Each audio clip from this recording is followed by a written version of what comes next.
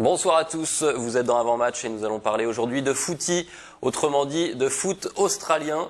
Vous allez voir des images de ce sport qui a fait son apparition sur Toulouse en 2009.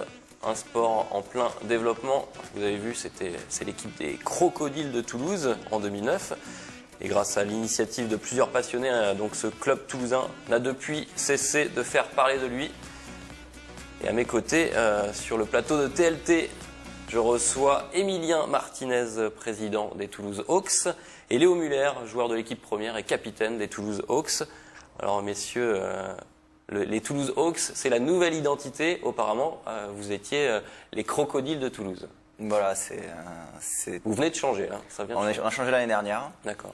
Suite à l'initiative d'un joueur australien qui venait faire des études en France, qui avait été kiné dans un club professionnel, donc du coup qui avait pas mal de contacts là-bas, et puis qui nous a permis d'avoir un partenariat, d'avoir une certaine visibilité en Australie.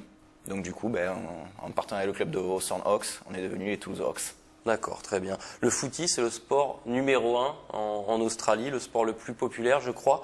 On va voir d'autres images là du championnat australien. Voilà, ils pratiquent le footy sur des terrains de cricket qui ont une forme ovale et ils jouent à 18 contre 18, 4 fois 20 minutes, je crois. Voilà, ouais, 4 fois 20 minutes. Et vous êtes adapté par rapport à tout ça. Là, on voit des images très impressionnantes. C'est un sport impressionnant de toute façon. Donc ouais, c'est vrai que nous en France, on s'est adapté sur des terrains qui sont des terrains de rugby parce qu'on manque de terrains de cricket en France et donc de place. Donc on a des terrains où on joue à 9 contre 9. Mais l'engagement de ce sport et son côté spectaculaire reste là, et c'est l'esprit qui compte avant tout. Ouais, ils aiment ça en Australie. Voilà, comme on a pu le voir sur les images, il y a de l'engagement et il y a aussi beaucoup de spectacles par rapport à ce sport. Et je crois savoir, en parlant de l'Australie, que Emilien, vous revenez d'Australie, là, vous avez disputé la 4e édition de la Coupe du Monde de footy. Voilà, c'est ça. Un petit diaporama. C'est avec des photographies de Melina Isaacson. Voilà, donc là c'est premier match face au PNG, donc avec le Haka. Là c'est la finale par rapport au Fidji, donc on a fait quand même 5 matchs contre la Papouasie-Nouvelle-Guinée, les Tonga, l'Inde, le Timor et les Fidji. Et la Peace Team, qui est un mélange d'Israéliens et de Palestiniens. D'accord. Voilà. Pour quel résultat au final? Pour quel résultat? On a fini second de la 2e division, c'est-à-dire qu'il y a des nations fortes et des nations un peu plus faibles. Donc en fait, il y a un tour de brassage où on est classé soit en première division, soit en 2e division. Ouais. Donc nous avons été classés en 2e division. Et du coup, on a perdu en finale de la 2e division face aux Fidji. D'accord. Et pour la grande finale, c'est l'Irlande qui a battu la Papouasie-Nouvelle-Guinée. Mais il y avait pas mal de Toulousains dans l'équipe en tous les cas. Ouais, il y avait quelques Toulousains dans l'équipe, pas mal qui sont restés là-bas. Ouais. Donc, tant pis pour nous, mais on fait avec. Et vous allez renouveler tout votre effectif? On renouvelle une partie de l'effectif, bien sûr. De toute façon, chaque année, on essaie de se développer, donc d'attirer de nouveaux joueurs. L'objectif, c'est quand même d'essayer de créer une 2e équipe. Ouais. Donc, effectivement, chaque année, on renouvelle. On fait des initiations pour essayer d'attirer de nouveaux joueurs. Et puis voilà. Ouais. Même l'équipe MAG, dans son supplément, voilà, samedi, il y a 2 semaines, je crois, a parlé du footy. C'est une première, c'était sur cet article-là, parce que c'est votre équipe qui est là, qui a joué contre la Peace Cup, c'est ça? Peace Team. Peace Team. Qui est un mélange d'Israéliens et de Palestiniens. D'accord. Donc c'est quelque chose d'unique en son genre, c'est-à-dire que on a des Israéliens et des Palestiniens qui jouent ensemble pour le même drapeau finalement. Voilà, on commence à en parler de plus en plus du footy. C'est le seul sport au monde où effectivement il y a une équipe qui est mixte israélo-palestinienne. Et c'est vrai qu'il y a eu un assez grand battage médiatique autour de ça. Et même si l'article de l'équipe n'est pas forcément très flatteur pour le sport en lui-même, c'est bien qu'ils en parlent. Ouais. C'est déjà ça. Donc on l'a dit, vous êtes assez nombreux à être internationaux à Toulouse, à porter les couleurs de la France. Il y a bientôt la Coupe d'Europe à Belfast. Exactement. Et Léo, vous venez d'être sélectionné aux côtés d'Emilien, donc? Moi, je viens d'avoir la chance d'être sélectionné donc en équipe de France et d'aller défendre nos couleurs donc à Belfast, effectivement. En octobre. En octobre pour une Coupe d'Europe qui s'annonce assez importante parce qu'il y a des nouvelles nations apparemment qui vont y participer. Donc c'est très intéressant pour nous de participer à l'essor de ce sport, tant sur le plan national qu'à l'échelle européenne. Au niveau des clubs, on revient aux Hawks. Vous montez en puissance année après année, les choses bougent dans le bon sens, on va dire. Voilà, l'année dernière, au niveau des résultats, on a pu être vice-champion de France. Ouais. Donc on a perdu en finale face à Bordeaux, sur une finale assez rugueuse, on va dire. C'était viril mais correct, mais... C'est ce sport, hein, Voilà, c'était un petit peu... Et on les félicite de leur victoire, encore une fois, d'ailleurs, même si on va être là cette année pour répondre et pour reprendre le titre. Ouais. Vous tentez de vous faire connaître, on le disait tout à l'heure, vous essayez de renouveler votre effectif, vous organisez notamment des journées d'initiation, il y en a eu en juin, il y en a eu aussi en début septembre, et vous servez des réseaux sociaux pour attirer de nouveaux pratiquants. C'était le cas de ce jeune homme, écoutez.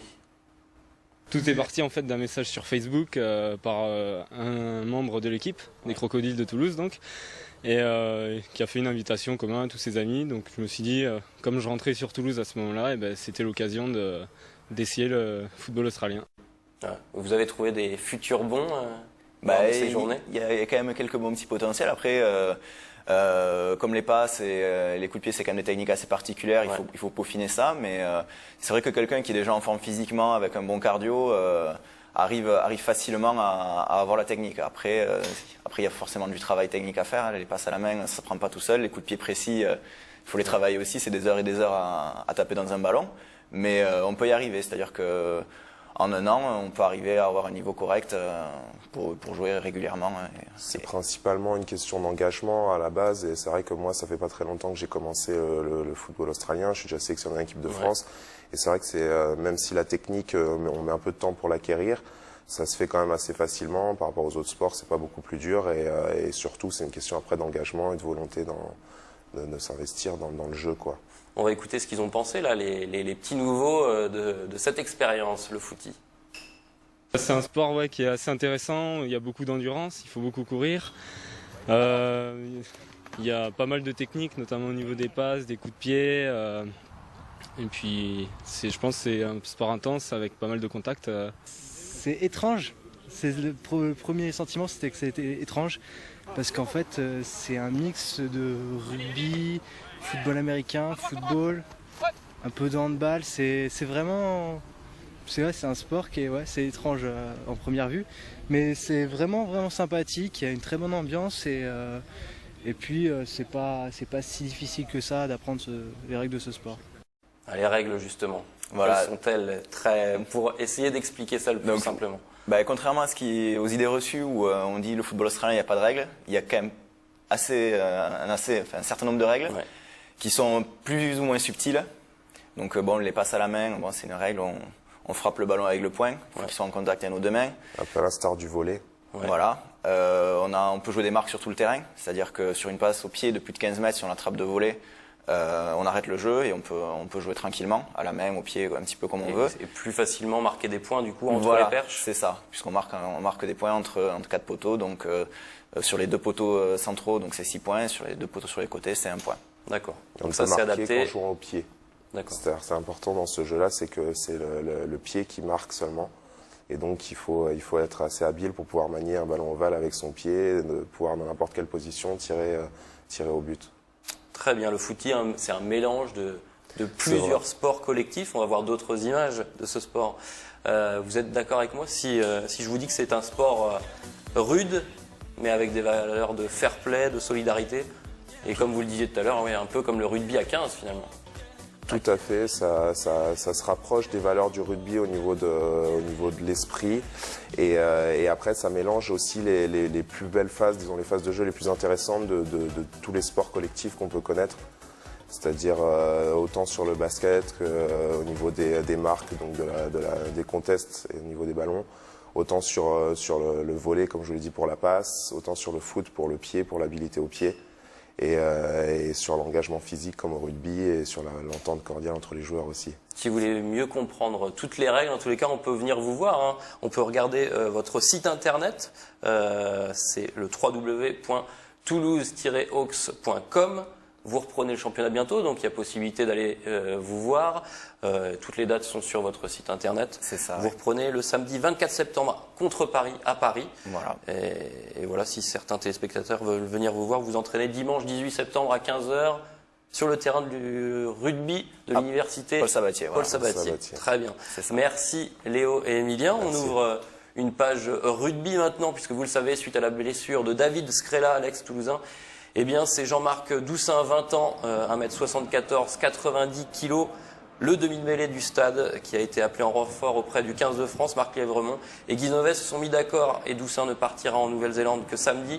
Il jouera donc ce soir contre le Biarritz Olympique en top 14. Doussin, jamais appelé avec le 15 de France, mais qui a disputé, vous l'avez vu sur les images, les championnats du monde des moins de 20 ans. Pour France-Canada, dimanche, le 15 de France change de visage. Pas moins de 11 changements par rapport à l'équipe alignée contre le Japon, mais toujours 5 Toulousains titulaires. Il s'agit de Claire, Picamol, Miloszewski, Servat et Poux. Voilà, j'ai tout dit. On enchaîne avec tout le programme des événements sportifs du week-end. En hockey sur glace, après leur défaite inaugurale 9-1 contre Bordeaux, les Belugas de Toulouse-Blagnac se rendent à Brest pour la deuxième journée de championnat. La rencontre se joue samedi à 18h40. Le Phoenix Toulouse Handball, après s'être jaugé face à Montpellier, cherchera à l'emporter à Ivry. Début du match samedi à 20h. Du côté des Rouges et Noirs, on joue ce vendredi soir la 4e journée de top 14. Les hommes de Guy Novès défient le Biarritz Olympique à RNS Vallon. Coup d'envoi à 20h45. Le 15 de France joue lui son deuxième match de poule face au Canada. Les Bleus débuteront leur match dimanche 18 septembre à 10h30. Enfin, football, c'est le derby de la Garonne au Stadium. Le TFC aura comme objectif de confirmer son bon début de saison contre les Girondins de Bordeaux. A noter que Rivière et Didot devraient être de la partie. Début du match samedi à 19h. Et pour être tout à fait complet, sachez que la Ligue Midi-Pyrénées de tennis organise l'Open international de tennis handisport. Tout ce week-end, la compétition se déroule au centre de ligue de tennis de Balma. Je vais vous présenter quelques ouvrages rugby avant de se quitter. D'abord, Brève de rugby de Pelé et Rodrigue aux éditions Drugstore. Les bons mots du rugby en BD. Chez Drugstore également, l'équipe rugby de rêve, là aussi de la BD. Dédié au monde de l'Ovalie, voilà, avec Chabal en première page. Carnet d'Ovalie, si le rugby m'était compté, de Félix et Bigoteau chez Dolmen Éditions. Voilà, toujours aux éditions Dolmen, rugby de clocher, écrit et dessiné par Félix et Bigoteau, c'est à découvrir actuellement. Voilà, on se quitte sur ces bouquins. Bonne semaine à tous, à la semaine prochaine. Ciao.